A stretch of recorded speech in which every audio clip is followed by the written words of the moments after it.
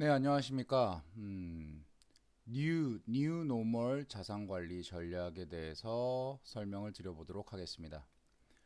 뉴 노멀 전략은 저성장, 저금리 시대 때 어떻게 행동해야 되느냐라는 부분이 주축이 되었었다면 제가 붙인 말인데요. 뉴 노멀 전략은 저성장이 아니라 지금 한 섹터 또는 뭐 특정 섹터는 고성장을 이뤄내고 있습니다. 그리고 지금 상당히 고금리죠. 네. 이런 상황에서 어떤 식으로 자산 관리를 해야 되는 것이 좋을까라는 부분에 대해서 강의를 좀 이어가도록 하겠습니다. 일단 기본적으로 현재 경제가 어떤 상황인지에 대해서 먼저 파악을 해볼 겁니다. 이 경제 상황이라는 것은 사실상은 투자에서 가장 기본이 되는 부분입니다. 왜냐하면 타이밍을 잡아야 되기 때문이죠. 현 경제 상황이 상당히 좋다라고 생각했다면 사실상은 현재는 투자할 때는 아닙니다. 왜냐하면 투자의 가장 기본 원칙은 싸게 사서 비싸게 파는 것이기 때문입니다. 그래서 현재 경제 상황이 어떤지, 지금 투자할 땐지, 아니면 현금을 모아놔야 될 땐지, 아니면 어떤 식으로 대처해야 될 땐지에 대해서 좀 먼저 알아보고, 두 번째로는 기본적인 지식을 좀 정리를 해볼 건데요. 기본적인 지식을 정리한다라는 건 사실상 매우 중요합니다. 왜냐하면 요즘에 워낙 정보의 홍수 시대가 돼서 유튜브라든가 아니면 뭐 여러 가지 어떤 미디어 매체를 통해서 내가 뭔가 다 알고 있는 것 같은 느낌의 어떤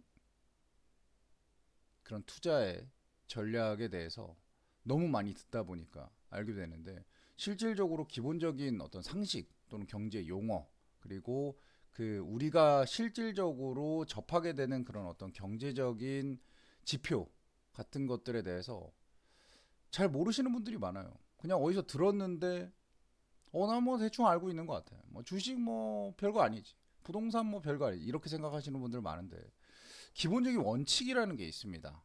돈의 흐름이라는 부분이 있기 때문에 그 돈의 흐름은 역행하기도 하고 뭐 반대로 흘러가기도 하고 뭐 여러 가지가 있겠지만 그래도 기본적인 지식이 정리가 돼 있고 기본적으로 돈의 흐름이 어떤 상황일 때 어떻게 흘러간다라는 부분이 정립이 되어야만 안정적으로 투자를 할 수 있다고 생각을 합니다. 세 번째로는 직업군의 자산관리 전략이라는 부분인데요. 사실상은 뭐 내가 지금 잡이 없고 실질적으로 나는 하루 종일 자산 관리를 할 수 있는 상태다. 라고 하면 계속 주식시장 쳐다보면서 단타 치고 하루에 몇 프로 벌었네. 이렇게 하면 됩니다. 근데 지금 실질적으로 내가 잡을 가지고 있고 이 잡에 할애하는 시간이 24시간 중에 뭐 최소한 10시간 정도가 된다라고 하면은 기본적으로 내가 가지고 있는 직업군에 대해서 특별한 자산관리 전략을 갖고 있어야 됩니다. 그런 직업군에 대한 자산관리 전략이 없이 그냥 뭐 일반적으로 전업 투자자라든가 아니면 뭐 시간이 좀 많은 사람들, 사업하는 사람들 이런 사람들의 추가적인 어떤 자산관리 전략을 따라가게 된다면 잘못할 수밖에 없어요. 성급해질 수밖에 없고 기본적으로 돈을 바라보는 시간 자체가 다른데 이 부분에 대해서 워낙 다른 그 안목을 필요로 하기 때문에 직업군에 따라서 자산관리 전략이 어떻게 다른지에 대해서 좀 말씀드리고자 합니다. 네 번째로는 이제 대출이 필요한가라는 부분입니다. 이거는 뭐 상당히 많은 분들이 질문하시는 부분인데 과연 내가 자산을 투자할 때 일정 부분의 대출이 필요하다라고 생각하실 거예요. 왜 돈이 없으니까요. 근데 그러면 도대체 어느 정도의 대출을 받는 것이 중요하고 뭐 금리야 뭐 당연히 그 시대에 따라 다르겠지만 내가 그러면은 어떤 자산을 투자할 때 대출을 과연 필요로 해서 그 대출을 써서 대출을 많이 끼든 적게 끼든 대출을 가지고 투자하는 것이 과연 옳은가에 대한 부분에 대해서 좀 생각해 볼 필요가 있겠죠. 왜냐하면 대출은 이자가 나가니까요. 월별로 나가는 이자 말고 연간으로 나가는 이자를 계산하면 상당한 금액이 됩니다. 그냥 그만큼 벌 수 있느냐라는 거죠. 그 부분에 대해서 잠깐 좀 말씀을 드리겠습니다. 그리고 오늘 이제 강의의 그 주요한 파트인 이제 자산운용 파트인데요. 자산운용 파트는 사실상 주식, 부동산 이렇게 두 개의 큰 두 축으로 이루어져 있고요. 코인, 예금, 기타 뭐 이런 부분은 사실상은 뭐 이쪽에 자산을 투자하시라 이런 말씀 드리는 게 아니고요. 이런 자산의 투자 방법이 있는데 선택하실 분 선택하시고 좀 아니다라고 싶으면은 하지 말자. 예, 애시당초. 어차피 돈을 버는 데 있어서 정말 단기간에 많은 돈을 번다라는 것은 사실상은 도박에 가깝지 이거는 자산 운용이나 투자에 가깝지는 않습니다. 그렇게 많이 뭐 돈을 이렇게 단기간에 벌고 싶으시면 이런 강의 듣지 마시고 특별하게 어떤 그런 뭐 특출난 사람을 따라서 돈을 버시는 걸 추천드립니다. 그래서 이제 이 자산운용에 대해서 이제 말씀을 드린 다음에 이제 진짜 돈을 어떻게 벌리는가에 대해서 조금 말씀을 드릴 거예요. 이 말씀을 드리는 이유는 뭐냐면 실제 돈을 벌어본 사람이기 때문에 돈을 어떻게 벌리는가를 말씀드릴 수 있겠죠. 뭐 요즘에 유튜브 보면은 뭐 정말 많은 강연들이 있고 내가 잘났네, 네가 잘났네 이렇게 얘기하는 사람 많습니다. 뭐 좋아요, 예, 다 좋은데 진짜 돈 벌어봤냐? 실질적으로 뭐 예를 들어서 부동산을 산다, 계약해봤냐라는 거죠. 뭐 부동산이 뭐 요즘에 차트가 어떻고 공급이 어떻고 수요가 어떻고 정책이 어떻고 이렇게 얘기하시는 분들 많은데 진짜 계약서 한번 써봤냐라는 거죠. 음, 그런 부분입니다. 그리고 마지막으로는 이 강의를 다 듣고 그러면 뭐 감명을 받고 이런 거 다 필요 없고 내일부터 내가 그럼 정말 돈을 벌기 위해서 뭘 해야 하는가 이 부분을 끝으로 강의를 마치도록 하겠습니다. 일단 기본적으로 현재 경제 상황에 대해서 이제 주요한 걸 좀 정리를 해봤어요. 현재는 미국 금리가 사상 최대치입니다. 예, 미국 금리가 현재 얼마인지 알아보고요. 그 미국 금리가 시사하는 바가 어떤 부분인지 좀 알아볼 겁니다. 그리고 이제 미국의 주식 사상 최대치다. 왜 얘가 사상 최대치까지 올라왔느냐? 그리고 이 상황에서 우리가 그러면 어떤 식으로 투자 전략을 갖고 갈 거냐? 이 부분에 대해서 좀 알아볼 겁니다. 왜 미국이냐라고 말씀을 하신다면 나중에 말씀드릴게요. 자, 그리고 두 번째로는 챗 GPT, AI죠. 얼마나 AI가 발달했는지는 보통 알아보시면 됩니다. 예, 근데 진짜 장난 아닐 정도로 발달해 있습니다. 여러 강연들이 있으니까 그런 부분에서 좀 보시고요. 그리고 요즘에 이제 전기차의 유행이 좀 많이 지난 것 같지만 어찌됐건 이 전기차라는 부분은 사실상 무시할 수 없는 부분인 게 이 화석연료, 즉 석유로 갈 수 있는 자동차는 곧 없어집니다. 이미 그렇게 정했어요. 그렇게 정한 부분이기 때문에 전기차로 다 교체가 돼야 되는데 이게 100%더 전기차냐 아니면 도요타 회장이 얘기한 것처럼 하이브리드형 전기차냐 이 부분이 남아 있을 뿐입니다. 플러스 알파로 이제 수소 차도 있고요. 뭐 여러 가지 있는데 어찌 됐건 저찌 됐건 화석 연료로 갈 수 있는 차는 곧 없어진다라는 부분이기 때문에 이쪽 시장은 앞으로 계속해서 커질 수밖에 없다라는 부분이고요. 요즘에 미국이랑 중국이랑 싸우다 중국이 좀 진 부분이죠. 약간 그렇게 보입니다. 뭐 아직 모릅니다. 근데 이제 미국과 중국이 그렇게 싸우면서 전 세계적으로 이제 파급 효과가 난 게 뭐냐면 서로 보호 무역을 하고 있습니다. 보호 무역이라는 거는 뭐 아시겠지만 각국이 갖고 있는 비교 우위에 대해서 다른 나라에게 양보하지 않는다는 겁니다. 옛날에 뭐 흥선대원군의 쇄국 정책 뭐 이런 거죠. 내가 잘하는데 이거 너한테 공유할 생각도 없고 나 혼자 잘할 거야. 정말 바보 같은 짓이죠. 근데 그러고 있다라는 부분이고요. 인플레이션, 예, 물가 상승이 상당히 올라 있습니다. 우리가 체감하고 있는 인플레이션 상당히 높은 상황인데, 어, 실질적으로 우리가 느끼는 인플레이션은 상당히 낮을 수 있어요. 실제 내 통장에서 돈이 나가는 인플레이션은 상당히 높을 수 있는데 우리가 언론이나 이런 정보 매체를 통해서 접하는 인플레이션은 숫자로 표시되기 때문에 상당히 낮게 느껴질 수 있다. 하지만 내 통장에서 나가는 내 카드값이 나가는 인플레이션 상당히 높다라는 부분이죠. 그리고 이제 마지막으로 저출산의 부분인데 저출산은 이제 사실 뭐 한국은 뭐 전 세계 1등입니다. 1등이고요. 그 1등이라는 부분에서 가지고 오는 여러 가지 경제적인 지표의 어떤 그런 악영향들이 있습니다. 근데 전 세계적으로 저출산은 트렌드이기도 해요. 뭐 트렌드라는 말은 어떤 뭐 유행이다 이런 뜻이 아니라 그렇게 가고 있다라는 거죠. 아프리카 빼고요.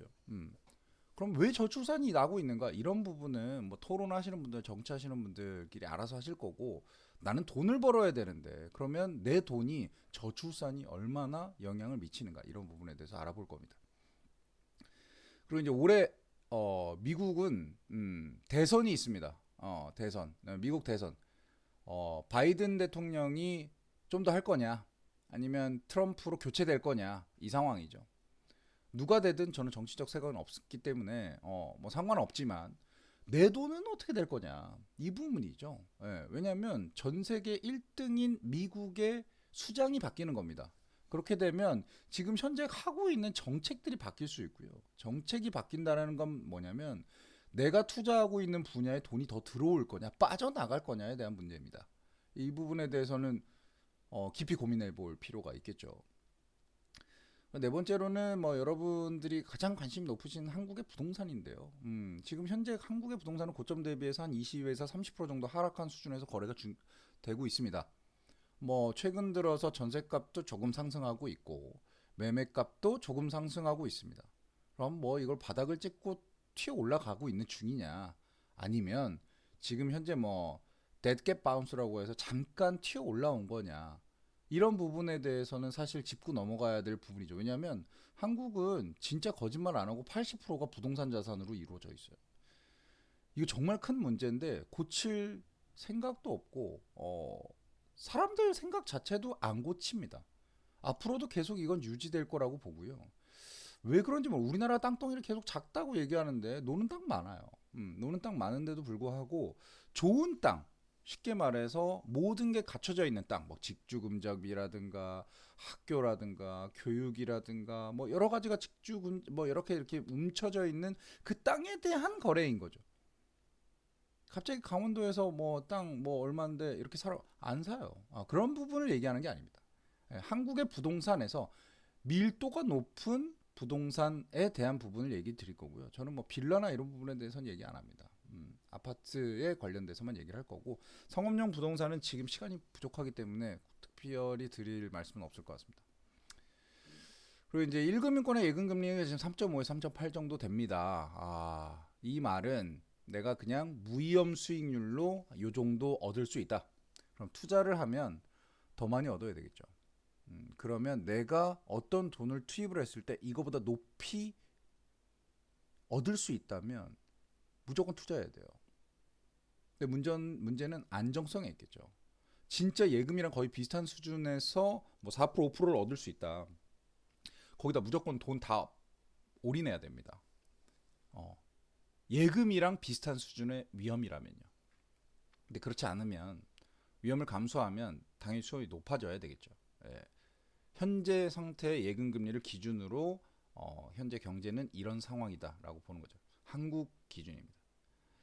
그리고 요즘에 이제 최근 되게 핫한 분야죠. 미국에서 이더리움의 ETF가 승인이 됐고 비트코인은 올해 1월인가에 승인이 됐었죠. 코인이라는 자산에 대해서 관심이 많아진 거는 사실상은 코인이 바닥을 찍고 올라와서가 아니라 예전에 갑작스럽게 올라왔을 때부터입니다. 그리고 이제 코인으로 돈 번 사람들이 뭐 슈퍼카를 산다든가 아파트 뭐 몇십억짜리를 한꺼번에 산다든가 뭐 이런 것들이 언론에 노출이 되면서 야 코인 해야 되나? 이렇게 생각을 하는 사람들이 많아지기 시작했습니다. 실제 코인을 거래하는 플랫폼들은 상당히 안정적이고요. 그런 플랫폼들이 우리는 자산으로 인정을 받기 위해 노력을 하고 있으니까 들어오세요 라고 얘기를 하고 있는 중입니다. 어찌됐건 이 또한 돈을 버는 부분이기 때문에 이 부분에 대해서 과연 어떻게 할 거냐, 내가 여기다가 내 자산에 막 30%씩 박을 거냐, 아니면 일정 부분의 팔로업을 위해서 자산 배분 차원에서 일정 부분 들어갈 거냐, 이런 부분에 대해서 좀 생각을 해볼 필요가 있겠죠. 전쟁 계속하고 있습니다.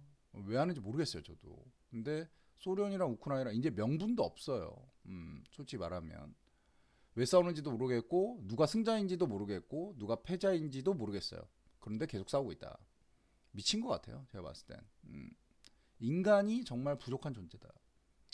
최근에 이제 팔레스타인 이스라엘 계속 싸우고 있죠. 이 부분은 뭐 거의 뭐 종교적인 부분인데 여러분 종교적으로 붙으면 끝이 안 나요. 근데 문제는 결국은 이들이 싸우면서 결국은 경제, 글로벌 어떤 시장 경제에 어떤 영향을 미칠 거냐. 상당히 불안정함을 주거든요. 본인들이 갖고 있는 뭐 여러 가지 뭐 자원이라든가 아니면은 그 길목에 있다라든가 뭐 아니면 미국이 관심을 갖는다라든가 뭐 이런 여러 가지 때문에 전쟁이 지속되면은 사실상 기회적인 요인이 생기기도 하지만 실질적으로는 투자에는 좋지 않습니다. 음, 투자는 명확하게 내가 몇 개 변수만 갖고 가는 게 중요하지 많은 변수를 갖고 가면서 투자를 한다라는 건 내 변동성을 키울 뿐입니다. 별로 좋지 않죠. 마지막으로는 우리나라뿐만 아니라 전 세계적으로 빈부격차가 커져가고 있습니다. 돈이 많냐 없냐에 따라서 이게 인권까지 위협되는 그런 이 상황이 되고 있는데 이 빈부격차가 사실 되게 큰 문제예요. 왜냐하면 결국은 내가 엄청나게 대단한 사업을 하고 있고 돈을 많이 갖고 있는 사업인데 결국 나도 돈을 벌려면 그 이 내가 찍어낸 물품 또는 내가 파는 물품을 누군가 사줘야 되거든요. 이 빈부격차가 커지면 커질수록 둘이 같이 공멸하게 되는 어떤 그런 부분입니다. 빈부격차가 없었던 적은 없어요. 하지만 빈부격차가 너무 커지면 이게 실질적으로 돈을 버는 사람도 못 벌게 되고 돈이 없는 사람은 계속해서 없게 됩니다. 이렇게 되면 그냥 같이 망하는 거기 때문에 이 부분이 지금 현재 경제 상황에서 상당히 문제가 되고 있다라고 보시면 될 것 같습니다. 자, S&P 500 지수는 계속해서 천장을 뚫고 가고 있습니다. 진짜 무섭게 올라가고요. S&P 500 지수 말고도 이제 뭐 나스닥 100이라는 지수도 있고 미국의 지수들 많습니다. 다우존스 지수라든가 러셀 2000이라든가 여러 가지 지수들이 있는데 어찌됐건 뚫고 갑니다. 왜? 도대체 왜 이렇게 가는 거냐라고 보면 좀 얘기를 해봐야 될 부분들이 있어요. 이 부분은 이제 강의 때 자세하게 얘기를 하겠지만 미국이 가지고 있는 게 많다. 미국은 지금 돈이 되는 데다가 돈을 쏟아붓고 있다. 이렇게 보시면 될 것 같습니다. 요 그래프를 보시면 얼마나 무서운가라는 부분에 대해서 알 수가 있는데 워렌 버핏 아시죠? 워렌 버핏이 뭐 정말 대단한 사람이죠. 대단한 사람인데 그 사람이 대단한 것도 대단한 거지만 그 사람이 미국에서 태어났기 때문에 대단한 겁니다. 부러운 거고요. 그냥 그분 정도 연세에 어렸을 때부터 그냥 미국 주식에다가 그냥 돈 버는 대로 꼬라 박았으면 그냥 지금 재벌 돼 있는 상황이에요. 딴짓 안 했으면요. 예.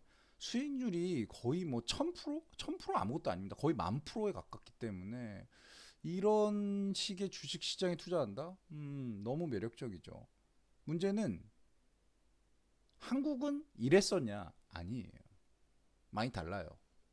그렇기 때문에 이 부분에 대해서 강의할 때 한국 주식에 투자해야 되냐, 미국 주식에 투자해야 되냐 이 부분을 얘기를 드릴 겁니다. 그러면 이제 뭐 미국과 한국에 대한 금리 차이가 얼마 정도 나느냐? 미국 지금 5.5입니다. 한국 3.5예요. 자, 여러분, 제가 여러분한테 한 10억 정도 드린다고 하면 우리나라보다 더 잘 나가고 안정성 있는 미국에다가 투자 예금을 하면 5.5% 준다 그러고 한국에다 예금한다면 3.5% 준답니다. 지금 시중은행에서 제가 있으면은 뭐 3.6% 준다면 딱 갑니다. 다 해지해서 갑니다. 그런데도 불구하고 2%나 차이 납니다. 2%면 어마어마한 돈이에요. 말도 안 되는 상황이죠. 이런 상황이에요. 돈을 어디다 투자해야 돼요? 한국에다 투자해야 됩니까? 아니요. 미국에다 투자해야죠. 여러분이 달러를 갖고 계시다면 지금 5.5%를 받을 수 있는 거고요. 원화를 갖고 있으면 3.5% 받고 있는 거예요. 명확합니다. 그럼 금리가 지금 많이 올라가 있는데 금리 내린다고 합니다. 예. 문제는 이게 점도표라는 건데요. 자세한 내용은 이제 뭐 유튜브나 이런 거 보시면 아시겠지만 이 미국에서 금리를 결정하는 연준 위원들이 있어요. 엄청 똑똑한 사람들. 똑똑하다기보다는 뭐 교수들 많겠죠. 근데 그 교수들이 이번에 금리 올릴래 내릴래 이거에 대해서 서로 투표를 합니다. 매번 해요. 근데 내릴래 내릴래 이렇게 투자 이렇게 점 찍는 사람들이 많았다가 지금은 아야 못 내려 못 내려 못 내려 이렇게 점 찍는 사람들이 많아지는 거죠. 금리를 못 내려라고 얘기하는 건 뭐냐면 그만큼 물가가 안정됐다라는 거죠. 금리가 만약에 내려오려면 물가를 예를 들어서 그런 거죠. 내가 지금 A라는 물건을 사야 되는데 돈이 없어요. 음. 그러면 경제가 그러니까 그 금리가 높으면 돈을 가지고 다 은행에 찾아간다고 보시면 됩니다. 근데 물가가 너무 높으면 이 생산자도 문제가 생기고 소비자도 문제가 생기겠죠. 그래서 경제가 멈추면 안 되잖아요. 그래서 경제가 잘 돌아가게 하기 위해서 금리를 낮춰주는 겁니다. 예, 지금 물가 너무 높거든요. 물가를 낮추기 위해서 금리를 높인다. 라는 부분인 건데 지금 물가가 높은데 금리를 낮추면 물가가 더 높아지겠죠. 난리 나는 겁니다. 근데 지금 미국은 물가가 비싼데도 불구하고 경제가 잘 나가고 있어요. 그게 문제인 거죠. 우리나라 지금 죽어나고 있는데 이런 기현상에 대해서 지금 어떻게 판단할 거냐라는 부분인데요. 실질적으로 미국은 지금 금리를 내릴 수밖에 없는 영역에 들어와 있기는 합니다. 대선도 있고, 그다음에 물가가 계속해서 고물가가 유지가 되면 가장 먼저 죽는 건 아까 말씀드린 빈부격차에서 빈입니다. 빈. 예. 급여가 안 오르거든요. 그런 사람들이 소비할 수가 없어요. 물론 정부의 정책 자금으로 돈을 주겠지만 소비할 수가 없다. 쉽지 않은 일이 벌어집니다. 그냥 지금 여러분 다 먹고 살 수 있는 여러분에 대한 부분을 보지 마시고 경제 주체는 빈한 사람부터 부한 사람까지 다 있기 때문에 그 사람들을 다 챙길 수밖에 없어요. 예, 그렇기 때문에 지금 현재 금리차 상당히 벌어져 있고 이 벌어진 금리차는 한국한테 안 좋습니다. 한국한테 안 좋아요. 예, 이런 부분에 대해서 좀 생각해 볼 필요가 있을 것 같습니다. 자세하게는 강의 때 얘기를 할 거고요. 제가 왜 엔비디아 주가를 갖고 왔냐면 엔비디아라는 회사를 뭐 광고하겠다라는 게 아니고요. 지금 현재 모든 돈은 AI 쪽으로 흘러가고 있습니다. AI가 하나의 섹터죠. 네, 하나의 섹터고 이 AI라는 곳에서 창출될 돈, 쉽게 말해서 내가 엔비디아에 투자하는 게 아니라 AI에 투자한다라고 보셔야 됩니다.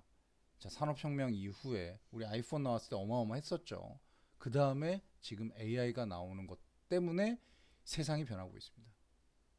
반대로 전기차 그렇게 난리 나고 뭐 테슬라 차를 사내는 뭐 어쩌고 저쩌고 뭐 이런 얘기 하다가 현대차도 기아차도 다 전기차 만든다 하다가 지금 전기차 주춤합니다. 뭐 여러 가지 이유가 있어요. 좀 전기차 타시는 분 계실까요? 전기차 타시는 분 얼마나 불편한 어떤 그런 것들이 있겠죠. 그래서 이런 부분 지금 세계가 돌아가는 방향성이 전기차에서 AI로 변하고 있다. 이런 부분이죠. 당연히 전기차에 관련된 2차 전지도 문제가 있을 텐데 문제는 우리나라가 2차 전지를 잘 만든다는 거죠. 그 부분입니다. 자, 바이든과 트럼프, 시진핑과 바이든. 이 세 사람이 정말 지금 전 세계를 쥐락펴락하고 있는 상황입니다. 푸틴이 왜 없어요? 그러면 푸틴 전쟁 중이잖아요. 제발 그만하라. 자, 바이든은 재선해야 되는 사람이에요. 트럼프는 이 사람을 이겨야 되는 사람이고요. 바이든과 트럼프의 정책은 거의 정반대적인 정치입니다. 예, 그렇기 때문에 둘이 격돌을 하겠죠. 바이든과 시진핑, 자 G2 국가죠. 바이든 같은 경우는 미국이 넘버원, 시진핑은 야 이제 우리도 넘버원 이렇게 싸우고 있는데 중국이 좀 지는 형국이죠. 그렇다고 중국이 그냥 질 거냐? 저는 아니라고 봅니다. 얘네에 갖고 있는 잠재력 같은 경우는 우리가 무시할 수 있을 그런 잠재력이 아니에요. 전 세계에서 중국을 무시하는 나라 한국밖에 없습니다. 그렇기 때문에 좀 냉정하게 바라볼 필요가 있다. 라는 부분이고요. 자세한 얘기는 강의 때 할 거고 미국의 물가 이 정도입니다. 예, 우리나라 물가는 지금 몇 프로예요? 라고 물어보시면 알 수가 없어요. 왜냐하면 우리나라의 물가는 정말 제대로 책정되는 것들이 없어요. 왜냐하면 똑같은 물건을 사더라도 정말 작은 아주 싼 것만 기준으로 만드는 물가들이 있고요. 정상적으로 정확하게 어떤 물건에 대해서 어떻게 물가를 책정한다는 게 많이 없기 때문에 보통 2%에서 4% 왔다 갔다 합니다. 좀 문제죠. 우리가 지수도 제대로 없다라는 게. 미국도 뭐 여러 가지 있습니다. 뭐 CPI라고 하는데 코어 CPI라는 것도 있고 뭐 여러 가지 있어요. 근데 일단 코어를 뺀 소비자 물가를 보는 게 좀 중요하다고 봅니다. 왜냐하면 코어에는 식료품이라든가 유가라든가 이런 게 들어가기 때문에 그게 너무 큰 비중을 차지해서 실질적으로 물가를 잘 표시할 수가 없어요. 예, 그래서 물가 그냥 물가 이렇게 하면 그냥 아 내가 작년에 샀던 콜라가 3% 올랐구나 이렇게 생각하시면 됩니다. 우리 지금 라면 얼마죠? 라면값 아시는 분? 음, 라면값 얼마나 올랐는지 모를 정도죠. 많이 올랐습니다. 그런 부분이죠. 뭐 출산율에 대해서는 뭐 더 이상 얘기할 것도 없는데 우리나라 뭐 전 세계 1등이죠. 출산율이 영향을 미치는 건 사실상은 상당히 방대합니다. 근데 현재 상태에서 이 출산율을 가지고 경제에 엄청나게 영향을 미칠 거다라고 얘기하기 좀 그래요. 음, 아직은 많은 사람 살고 있고 지방에 있는 사람들이 다시 도심으로 올라올 거기 때문에 도심에 있는 부동산이라든가 아니면 이 출산율이 떨어지면 그래서 우리나라 뭐 노동력이 부족해서 뭐 일할 사람이 없는 이런 얘기를 하기 좀 부족합니다. 하지만 관심을 안 가지면 나라가 망하겠죠. 없어지는 거예요. 나라가 소멸하는 겁니다. 그래서 그런 부분에 대해서 좀 얘기를 할 거고요. 아까 말했던 이제 기본적인 지식을 좀 정리를 할 건데 기본적인 지식에 대해서 정리할 거는 정말 많아요. 정말 많은데 이 지금 현재 상태에서 우리가 볼 수 있는 금리, 예, 이 금리가 자산에 영향을 미친 정도 상당합니다. 이 부분을 좀 설명을 드릴 거고요. 이 자산 수익률, 기본적인 지식에서 이거 지금 없으신 분들 가장 많은 것 같은데 나의 자산의 수익률, 쉽게 말해서 워렌 버핏이라는 사람이 본인이 1년에 평균적으로 한 20% 정도의 수익을 냅니다. 뭐 이렇게 얘기하는 거 있잖아요. 내가 갖고 있는 주식에서 20%를 낸다는 게 아닙니다. 그 사람이 가지고 있는 모든 자산에 즉 여러분 지금 뭐 예를 들어서 아파트도 갖고 계시고 주식도 갖고 계시고 뭐 여러 가지 갖고 계실 거잖아요. 다 합쳐 가지고 이게 20%가 증가해야 된다는 거죠. 이게 자산 수익률이에요. 나 주식으로 뭐 10% 벌었어. 뭐 아무 의미 없어요. 전체 자산의 수익률이 물가 상승률을 따라가지 못하면 그냥 여러분 진 겁니다. 이렇게 생각하시고 나의 자산 수익률을 따지셔야 돼요. 작년에 얼마였고 올해 얼마였다. 물가 상승률 얼마였으면 나는 이겼냐 졌냐 벌었냐 못 벌었냐 이렇게 따지기 시작해야 내 자산이 올라가고 있느냐 없느냐를 따질 수가 있어요. 우리 집 부동산 뭐 5천 올랐어요 1억 올랐어요 아무 의미 없다. 이렇게 보시면 됩니다. 그리고 금융회사에서 성향에 따른 투자를 권유하는 진짜 이유 이거는 사실상은 뭐 제가 회사에 다녀서 이렇게 얘기를 하는 게 아니고요. 제발 본인의 성향에 맞는 투자하셔야 됩니다. 나는 되게 안정적인 투자자인데 돈 많이 벌고 싶다고 갑자기 코인에 투자 이렇게 하면은 만족도도 떨어지고 돈을 벌 수가 없어요. 왜냐하면 숨이 짧거든요. 안정적인 투자를 하는 사람들은 상당히 숨이 긴 사람들이에요. 근데 코인이나 이런 건 숨이 짧은 투자거든요. 안 맞아요. 돈을 벌 수가 없습니다. 운에 뭐 이렇게 의존해야 되는데 되겠어요? 안 됩니다. 자, 대한민국에서 주식과 부동산 투자에 대해서 설명을 할 겁니다. 좀 사실 상당히 크리티컬하기 때문에 이 부분은 좀 이제 강의에서 얘기를 할 건데요. 한국에서는 부동산 투자, 주식 투자 다 좋은데 제가 봤을 땐 한국에서는 주식보다 부동산 투자가 더 나을 것 같습니다.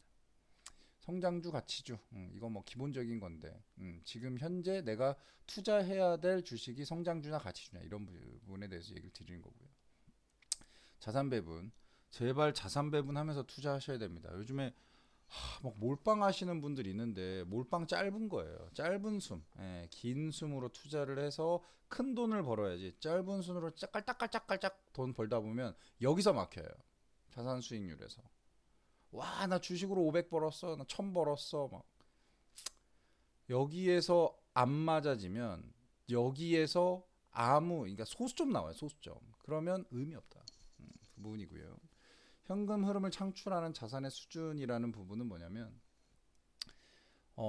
내가 어떤 그러니까 투자를 했을 때 나의 현금 흐름이 내가 쓰는 돈보다 많이 버느냐 아니냐입니다. 결국은 우리가 이제 뭐 매 월 단위 우리나라 어쩔 수 없이 세금 국세청 때문에 월 단위로 수입을 그러니까 그 계산할 수밖에 없거든요. 근데 내가 예를 들어서 한 달에 한 500 쓴다고 칠게요. 그럼 그 500을 벌어야 될 거 아니에요. 그래야 내가 돈이 자산이 늘어나죠.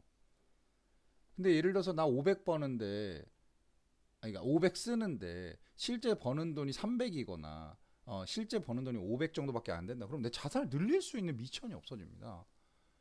결국 내가 소비를 줄이거나 더 벌거나 아니면 인컴을 늘리거나 이렇게 해야 되죠.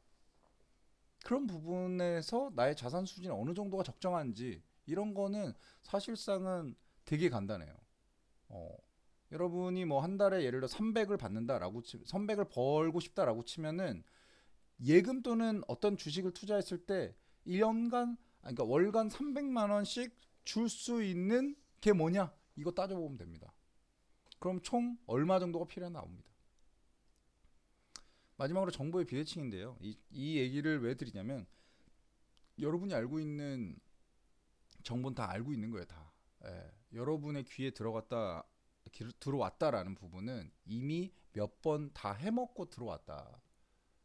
그렇기 때문에 정보는 비대칭합니다. 비대칭하고요. 특히나 한국은 더 심하고요.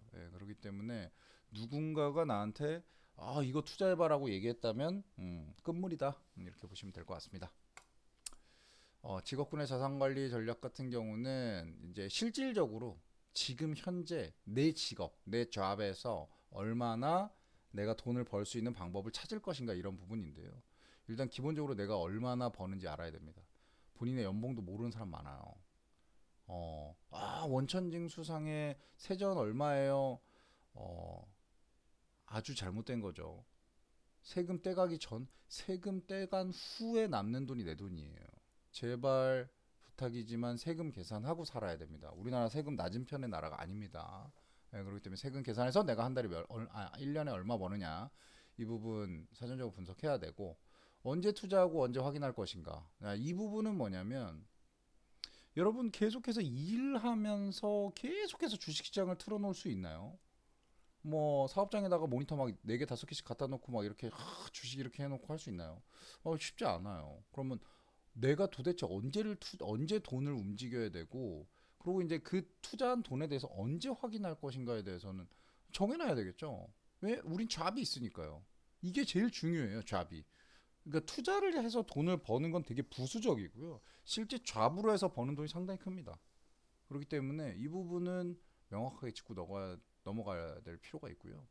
매수 전략, 매도 전략은 당연히 조금 이따 얘기를 드릴 거고 적정 투자금, 적정 수익률, 투자의 최종 목표 이거 정해야 됩니다.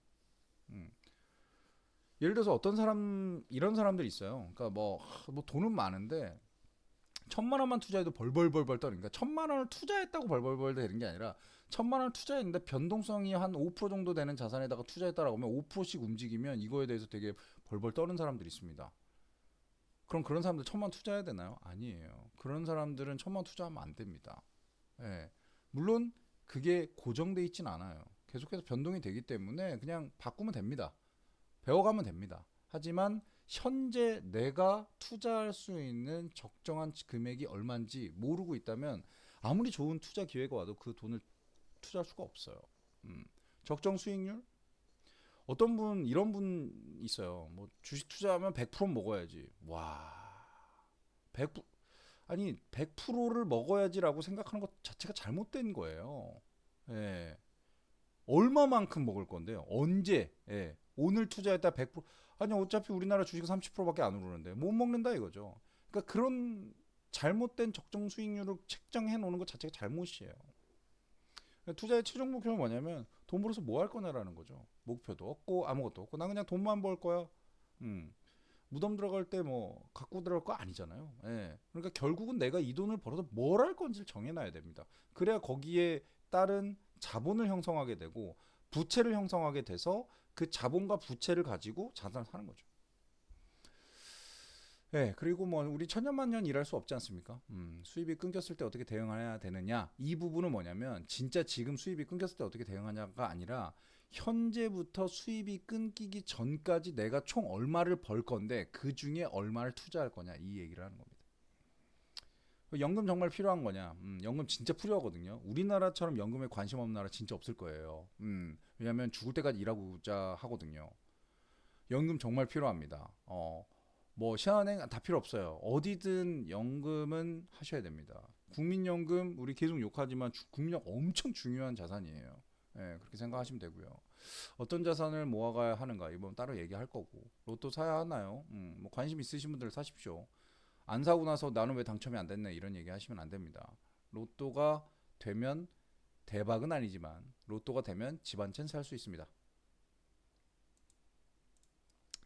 자, 그리고 이제 투자를 할 때 진짜 필요한 게 대출이거든요. 예, 그런데 어떤 분들은 대출 되게 싫어하시는 분들이 있는데 주식 투자할 때 대출 받아서 투자하는 거 저는 별로 좋아하지 않습니다.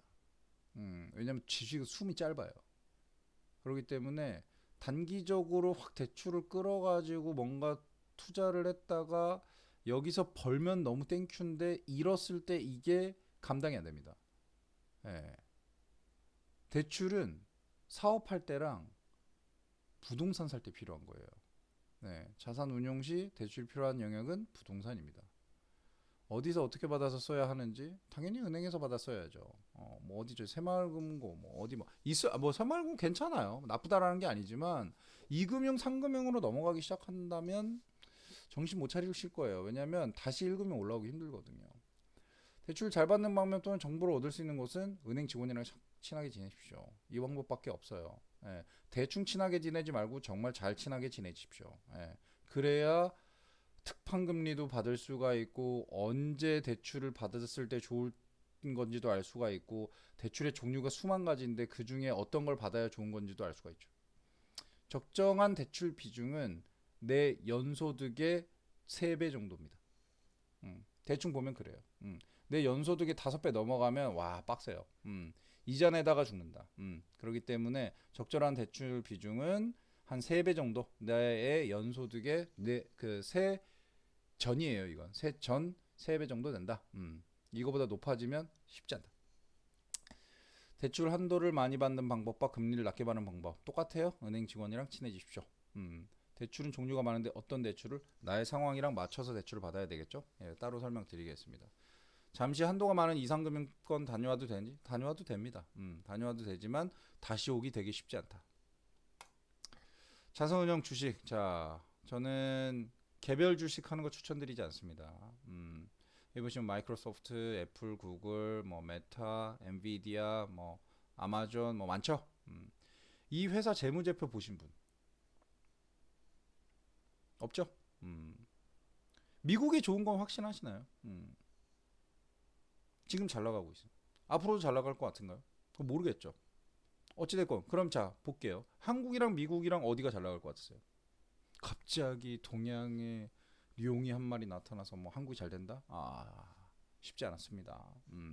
미국 주식 투자하세요. 그리고 미국 주식 개별 주식 투자하지 마시고 그냥 지수로 투자하십시오. 요거 다 몽땅 모아가지고 갖고 있는 미국 주식 투자하시면 됩니다.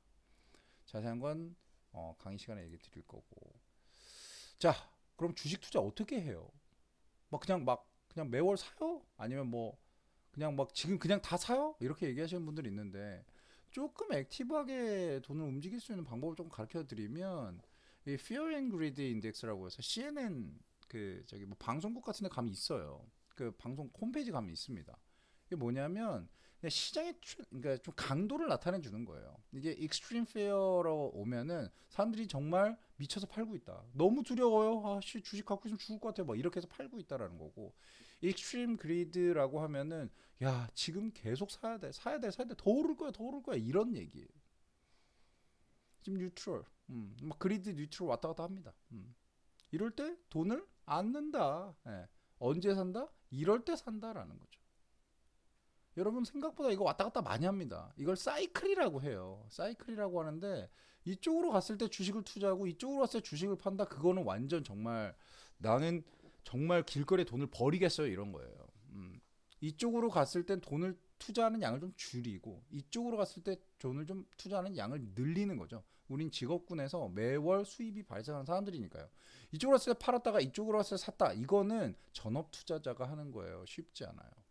그냥 뭐 돈 계속 사는데 이쪽에 있을 때는 투자하는 비중 좀 줄이고 이쪽으로 갔을 땐 늘린다. 그냥 계속 가는 거예요. 이렇게. 그럼 됩니다. 그리고 뭐 보조지표 이런 거 막 물어보시는 분들 많은데 저도 타티스트 되게 오래 했어요. 오래 했는데 솔직히 말씀드리면 뭐 다른 지표 되게 많죠. 많고 저도 많이 봐요. 근데 제일 편하게 볼 수 있는 건 RSI 지수라고 해서 이게 이제 그냥 보조지표 누르면 나옵니다. 예, 그래서 한 70 정도 구간에 오면 그냥 팔아야 되겠다. 이렇게 생각하시고요. 30 정도에 오면 사야 되겠다. 이렇게 생각하시면 돼요. 비슷해요. 강도에 따라서 다른 거다. 라고 보시면 됩니다. 정확한 뭐 내용은 저 안에 가서 찾아보세요. 근데 그런 부분이 있다. 그리고 이제 뭐 차트해서 막 선 긋고 뭐 5일, 10일, 20일선, 60일선, 20일선, 60일선 뚫은 골든 크로스입니다. 뭐 이런 거 있어요. 뭐 좋아요. 좋은데 그거보다는 내가 지금 가지고 있는 지수 또는 주식이 배열이 정배열이냐 역배열이냐를 보시는 게 되게 중요합니다. 왜냐하면 한 번 정배열 맞추기가 되게 힘들어요. 이거 맞추면 진짜 상당히 오랜 기간 동안 올라갑니다. 이거 깨기 힘들거든요. 역배열 한 번 이게 돌입하기 시작하면요, 이거 다시 정배열로 돌리기 되게 힘들어요. 즉 오랜 기간 동안 돈이 빠진다는 소리죠. 이거는 기본적으로 알고 투자를 해야죠. 그렇죠? 자, 아까 제가 말씀드렸죠. 특정 주식 막 이렇게 투자하지 마시고 그냥 ETF로 담으시면 됩니다. 미국 ETF 진짜 대단한 ETF들 많죠. 가면 다 있어요. 애플, 구글, 아마존, 심지어 버크셔 해스웨이도 있고 뭐 다 있어요. 그러니까 다 담아놓고 그냥 내가 이걸 다 갈아 낄 수가 없잖아요. 예. 그 회사 재무제표가 어떻게 되고 그 회사에서 돈을 어떻게 벌고 영업이익이 어떻게 되는지 우리가 다 몰라요. 근데 알아서 해준대잖아요. 돈 조금 내면 수수료 얼마 비싸지도 않아요. 해준대잖아요. 해준다면 하면 됩니다. 뭐 최근 10년 수익률 S&P 500보다 뭐 상회했다 뭐 이런 얘기 하는데 이런 거 다 필요 없고 그냥 가장 중요한 거는 내가 갖고 있는 돈이 다른 자산에 비해서 많이 올랐느냐 이게 중요한 거거든요. 그렇기 때문에 나는 남들보다 5%더 벌어야 돼 막 이런 생각 하시다가는 5%더 번다라는 말은 5%더 깨질 수도 있단 말입니다. 그렇기 때문에 개별 종목보다는 개별 주식으로 접근하시라.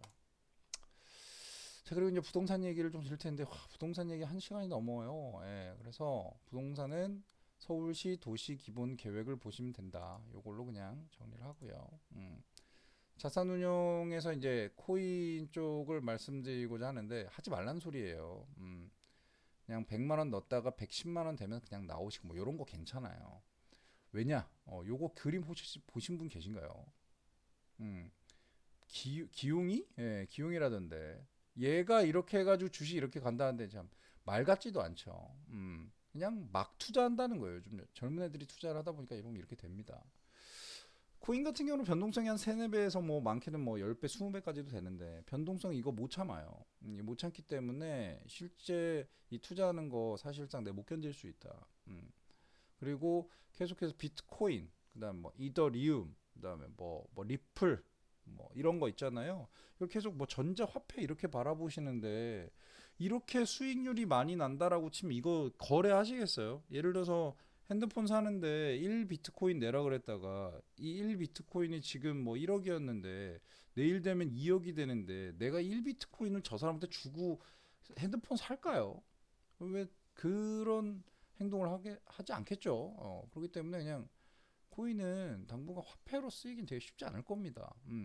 지금도 뭐 교환 가치는 있다고는 하지만 뭐 모르겠습니다. 일단은 코인 투자를 자산 배분해서 한 10% 이내로 갖고 가는 것까지는 뭐 오케이인데 뭐 더 많이 갖고 간다 그러면 뭐 롤러코스터를 경험하실 거예요. 자, 예금 투자 아닙니다. 예. 전세금 빼가지고 투자하시는 분들 제일 바보 같은 사람들이고요. 예금은 쓸 시기가 정해진 돈을 하는 게 예금이다. 그리고 금융소득 종합과세 이거 걸릴 수 있습니다. 예금 너무 많으면요. 내가 좀 돈이 많다. 근데 나는 투자도 싫고 다 싫고 다 싫어요. 예금으로 할 거예요. 예금 너무 많이 갖고 계시면 금융소득 종합과세 걸립니다. 자, 금융소득 종합과세에 해당되지 않는 소득, 배당금 해당됩니다. 연금 되고요. 해외 ETF에서 받은 이익과 배당금 다 포함됩니다. 자칫 잘못하면 때려 맞을 수 있어요. 예. 우대금리 좀 더 받을 수 있는 방법 은행원이랑 친해지면 됩니다. 예금은 예금할 돈을 예금하는 겁니다. 이걸로 정리 끝.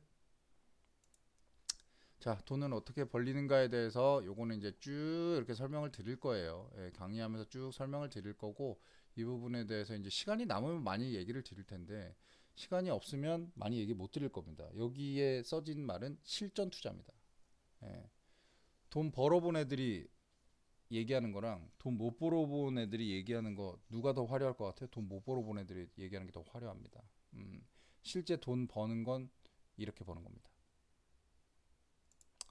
내일부터 해야 할 일, 이 부분도 그냥 정리한 건데, 이 부분은 사실상은 뭐 지금 준비가 안 돼 있으시거나 자산 관리를 안 해보시거나 뭐 투자를 안 해보신 분들이 있으실 것 같아서 말씀드리는 거고, 투자를 하는 방법 너무 많아요. 너무 많은데 준비도 안 된 상태에서 갑자기 나 돈 있다고 갑자기 돈을 어디다 쏟아붓는다? 그거처럼 위험한 것도 없습니다. 천천히 천천히 테스트 해보면서 접근하고 기회가 왔을 때 큰 돈 넣는 거죠. 이렇게 자산 관리를 해야 몇 년 후에 내 자산이 내가 생각하는 것 이상으로 불어나 있을 겁니다. 그렇습니다. 자, 이 정도 수준에서 해도 40분이 넘네요. 실제 이거보다 더 많은 얘기를 할 건데 거의 2시간 가까이 걸릴 것 같은데 최대한 줄여보겠습니다. 일단 이 정도로 강의를 해봐야 되겠네요. 이상입니다. 고맙습니다.